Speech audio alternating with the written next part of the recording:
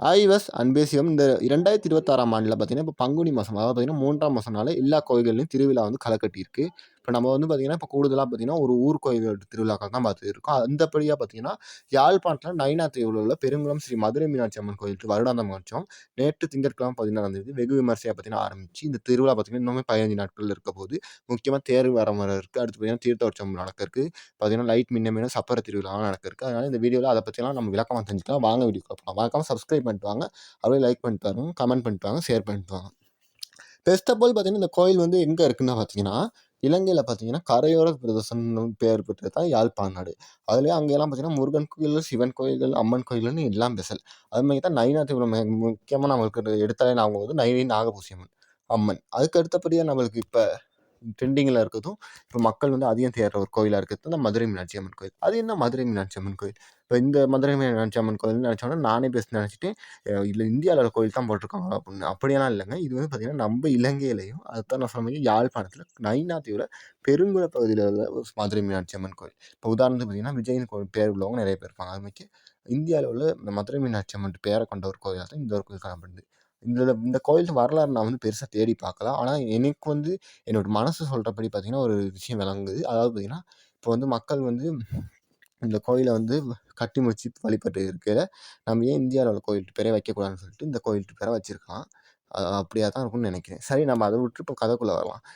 நேத்து பார்த்தீங்கன்னா, காலைல ஒரு 10:30 மணி, 9 மணிக்குள்ள தான் பார்த்தீங்கன்னா, இந்த ஒரு இது கொடியேற்றம் நடந்துச்சு. அதத்தான் நீங்க இப்ப வீடியோல பார்த்துருப்பீங்க. அதுக்கப்புறம் பார்த்தீங்கன்னா, இப்போ வந்து இந்த திருவிழா வந்து எத்தனை நாள் நடக்கும்னு தெரிஞ்சுக்கணும் தானே. அதுக்கும் நான் வந்து Facebookல பார்த்தீங்கன்னா, இத பத்தி நான் தேடி பார்த்தேன். அதில பார்த்தீங்கன்னா சொல்லியிருந்தாங்க, இந்த ஒரு திருவிழா பார்த்தீங்கன்னா, இப்ப ஒவ்வொரு வருஷமும் நான் கடைசியா தேடுனேன் 2028 வருஷம் வரைக்கும் தேடி பார்த்தேன் Facebookல. எப்பயும் பார்த்தீங்கன்னா, இந்த திருவிழா வந்து 16ஆம் தேதியோ இல்லாட்டி 17ஆம் தேதியோ பங்குனி மாசத்துல துவங்குது. துவங்கி பார்த்தீங்கன்னா, இந்த ஒரு திருவிழா பார்த்தீங்கன்னா, கடைசி இந்த மாசம் பங்குனி மாசம் அதாவது பார்த்தீங்கன்னா 3ஆம் மாசம் முடியிற காலப்பகுதி. அதாவது 28, 30ஆம் தேதி வாக்குல தான் திருவிழாக்களும் முடியுது. அதுவும் பார்த்தீங்கன்னா, இந்த வருஷம் பார்த்தீங்கன்னா 17ஆம் தேதி நேத்து தான் வந்து திருவிழா தொடங்குச்சு. இந்த திருவிழா பார்த்தீங்கன்னா எப்போ முடியுதுன்னா, தீர்த்தோற்சவம் இருக்கு 3ஆம் மாசம் 28ஆம் தேதி. 16 டூ 28 பார்த்தா, 12 நாட்கள் இந்த திருவிழா வந்து இந்த கோயில்ல நடக்க இருக்கு. அதில பார்த்தீங்கன்னா, தேர் உற்சவம் தான் முக்கியமா சொல்ல இருக்கு. அத பத்தி நான் சொல்லிர்றேன்னு சொன்னா நல்லோன்னு நெனைக்கிறேன். என்னன்னு பார்த்தீங்கன்னா, தேர் வந்து இங்க வந்து இப்ப நயினை நாகபூசணி அம்மன் கோயில் வாக்கியோ, இல்லாட்டி பெரிய பெரிய கோயில்கள் அமைக்க சிதம்பரம், காசி, அடுத்து பார்த்தீங்கன்னா கேதார்நாத், திருவண்ணாமலை, அடுத்து பார்த்தீங்கன்னா திருவாரூர், இல்லாட்டி நம்ம இலங்கையே எடுத்துக்கிட்டாலும் பார்த்தீங்கன்னா, நல்லூர் கோயில் தேர், அடுத்து பார்த்தீங்கன்னா, உதாரணத்துக்கு சொல்லப்போனா இப்போ கிட்டத்தட்ட நடந்த மாத்தளை முத்துமாரியம்மன் தேர், அது மாரி 5 தேர், 1 தேர் அப்படின்னு சொல்லிட்டு பிரம்மாண்ட இதில பெருசாலாம் வராது. நார்மலா பார்த்தீங்கன்னா, நம்ம ஊர்கள்ல இப்ப நீங்க வந்து பதிலையா இருக்கலாம், இல்லாட்டி பசறையா இருக்கலாம், இல்லாட்டி முண்டாகலையா இருக்கட்டும், இல்லாட்டி கொழும்பா இருக்கலாம், இல்லாட்டி யாழ்ப்பாணமா இருக்கலாம். அங்கெல்லாம் பார்த்தீங்கன்னா, உங்க ஒரு சின்ன கிராமம், குட்டி குட்டி கிராமம்னு சொல்லுவாங்க. அது பார்த்தீங்கன்னா, ஒரு 50 குடும்பம் அப்படி 100 குடும்பம் இருக்கும் தான் இருக்குங்க. அந்த ஊர்லலாம் இருக்க சின்ன கோயில்கள் நிறையா தான் எடுப்பாங்களே. அது மாரி இந்த ஒரு கோயில்லயும் ஒரு 50 அடி உசரத்துல பார்த்தீங்கன்னா, ஒரு தேர் ஒண்ணு இழுக்குறாங்க. அதுவும் பார்த்தீங்கன்னா, முழுக்க முழுக்க மரத்தால செஞ்சது. அங்க உள்ள ஊர் மக்கள் தான். இங்க வந்து முழுக்க முழுக்க பார்த்தீங்கன்னா, வெளிநாட்டு உதவியும் இல்ல, இந்துஸ் மன்றங்கள்ட்ட உதவியும் இல்ல. முழுக்க முழுக்க ஊர் மக்கள் காசு சேர்த்து பார்த்தீங்கன்னா, திருவிழாவ நடத்திட்டு வராங்க. அதுவும் அந்த ஒரு தேர் தான் அங்க வரக்கூடியதா காணக்கூடியதா இருக்கும். இந்த தேர் திருவிழா இப்ப நீங்க எல்லாம் மனசுல நினைக்கிறது, இந்த தேர் திருவிழா எப்ப நடக்கும்னு. இந்த தேர் திருவிழா பார்த்தீங்கன்னா, 3ஆம் மாசம் 27ஆம் தேதி தான் நடக்குது. இன்னைக்கு 16னா பார்த்தீங்கன்னா, இன்னும் 11 நாட்கள் இருக்கு இந்த தேர் திருவிழா நடக்கிறதுக்கு. அதனால வெயிட் பண்ணி ம் முக்கியமா நான் சொல்றது என்னன்னா, இந்த கோயில் வந்து ரொம்ப ஃபேமஸான கோயில் இல்ல. நான் ரொம்ப வரலாறு கொண்ட கோயிலும் இல்ல. அதனால நான் சொல்றது சஜஷன் என்னன்னா, உங்களுக்கு நல்லா வசதி இருந்து சளி இருந்தா பரவாயில்ல. நீங்க போயிட்டு மெனக்கெட்டு அந்த ஒரு யாழ்ப்பாணத்துக்கு நிறைய நேரம் பயணம் மேற்கொண்டு போயிட்டு வழிபடலாம். அதாவது பார்த்தீங்கன்னா, உவா மாகாணம், கொழும்பு மாகாணம், அடுத்து பார்த்தீங்கன்னா, கிழக்கு மாகாணத்தில் உள்ளவங்க. மத்தபடி அங்கன உள்ள கோயில் பக்கத்துல உள்ளவங்க யாழ்ப்பாணம், நயினாதீவு, அடுத்து பார்த்தீங்கன்னா, அங்க உள்ள நல்லூர், நிறைய ஊர்கள் இருக்குது அந்த யாழ்ப்பாணத்துல. அவங்கலாம் போயிட்டு இந்த கோயில தாராளமா வழிபடலாம். ஏன்னு அதுக்கு முக்கிய காரணம் சொல்றேன்னா, இந்த கோயில் உங்களுக்கு வந்து பார்த்தீங்கன்னா, 1 ஹவர், 2 ஹவர், 3 ஹவர் தூரத்துல தான் இருக்கும். ஆனா நீங்க வழிபட்டாலும் உங்களுக்கு பிரச்சனை இல்ல. காசும் செலவு ஆகாது. இன்னொன்னு பெருசா சொல்றதுக்கு என்னன்னா, நீங்க இறைவன்ட்ட அருள பெறதுக்கு மட்டும் போயிட்டு வழிபடலாம். ஆனா மத்தவங்க அப்படி இல்ல. இப்ப தூரத்துலருந்து வரவங்க நினைப்பாங்க, இது பெரிய கோயில். சுத்தி பார்த்துட்டு ஃபோட்டோ எடுத்துட்டு, அடுத்து பார்த்தீங்கன்னா, இந்த கோயிலுக்கு வரலாறு தெரிஞ்சுட்டு, இங்க இருந்து வந்தாலே புண்ணியம்னு தான் வருவாங்க. ஆனா இந்த கோயிலுக்கு அப்படி இல்ல. நீங்க விருப்பம் இருந்தா வாங்க. இல்லாட்டி வர தேவையில்ல. ஏன்னா பார்த்தீங்கன்னா, இத பத்தி நீங்க YouTubeலயும் சரி, இல்லாட்டி Facebookலயும் சரி, ஏமாய்க்க ஆட்களும், இல்லாட்டி ஏமாய்க்க இல்லாத நல்ல உள்ளவங்களும் பார்த்தீங்கன்னா, இத பத்திய லைவ் வீடியோக்கெல்லாம் பார்த்தீங்கன்னா, 27ஆம் தேதி தேர பத்தி போடுவாங்க. அடுத்து பார்த்தீங்கன்னா, 28ஆம் தேதி பார்த்தீங்கன்னா, தீர்த்த உற்சவத்த பத்தி போடுவாங்க. சப்பர திருவிழா, வேற திருவிழா பார்த்தீங்கன்னா போடுறதுக்கு ஆள் இருக்கு. நீங்க பயப்படவே தேவையில்ல. நீங்க வீடியோ பார்த்து தெரிஞ்சுக்கலாம். அவ்வளோதான். அடுத்து பார்த்தீங்கன்னா, இந்த ஒரு கோயில்ல பார்த்தீங்கன்னா, தீர்த்தத்த பத்தி சொல்லிறணும். இந்த கோயில் பார்த்தீங்கன்னா, பெரிய நகுலேஸ்வரத்தில உள்ள தீர்த்தமைக்கும், இல்லாட்டி ஈஸ்வரத்தில உள்ள தீர்த்தமைக்கும் ரொம்பலாம் பவர்லாம் இல்ல. உண்மையான கதை அதுதான்.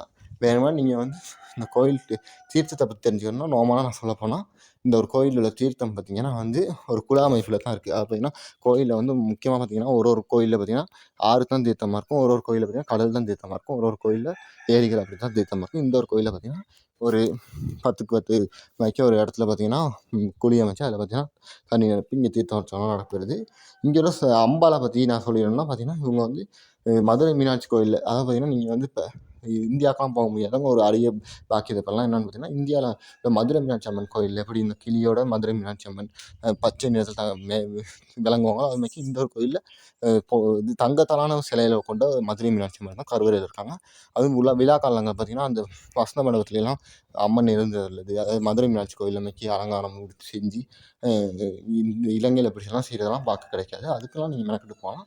நீங்க வந்து இப்ப இந்தியாவுக்கு போயிட்டு அங்க வழிபட முடியும்னு நினைக்காதவங்க, நினைக்க கஷ்டப்படுறவங்க, இந்த ஒரு கோயில்ல அந்த இந்தியாவுக்கு போயிட்டு வழிபட்ட அன்னைக்கு உணர்வு வந்து இந்த ஒரு கோயில் நீங்க வழிபட்டா பெறலாம்.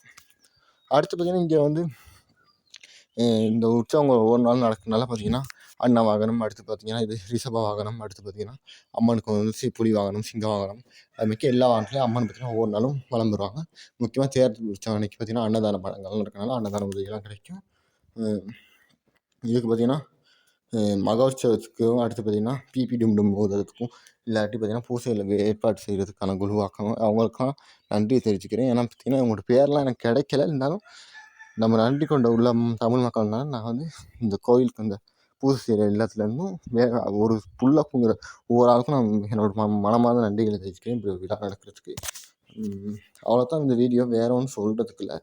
இந்த கடைசியாக சொல்கிறது என்னென்னா, நீங்கள் வரலாறு, அடுத்து பார்த்தீங்கன்னா ஃபோட்டோ பிடிக்கணும், அடுத்து பார்த்தீங்கன்னா நீங்கள் வந்து சுற்றுலா விரும்பியா அப்படின்னா இந்த ஒரு கோயிலுக்கு வந்து வர்றது உங்கள் விருப்பம். இல்லாட்டி எனக்கு வறுமை, எனக்கு பணம் இல்லை, நான் வந்து பட்ஜெட்டில் தான் பார்க்குறேன், எனக்கு வந்து டைம் இல்லை அப்படின்னு சொன்னால் இந்த கோயிலுக்கு வந்து நீ வழிபட தேவையில்ல. நான் ஆக மொத்தத்தில் என்ன சொல்கிறேன்னா, இது வந்து முழுக்க முழுக்க வந்து ஃபேமஸான கோயில் இல்லை, ஊர் கோயில். அதாவது ஊர் விட்டு பாரம்பரியத்தையும் ஊர் வீட்டில் நடக்கிற நல்ல விஷயங்களையும் ஒற்றுமையும் பார்க்கணுன்னா இந்த கோயிலுக்கு வாங்க. மற்றபடி ஃபேமஸாக நல்லா பிரம்மாண்டமாக வேறு லெவலில் அழகா செய்கிற ஒரு இதை பார்க்கணுன்னா நீங்கள் வந்து இந்த கோயிலுக்கு வர தேவை.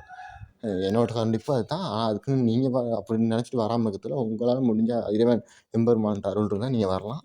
சரி, அவ்வளோதான். வீடியோ முடிச்சுக்கிறேன். நன்றி, வணக்கம், பாய்.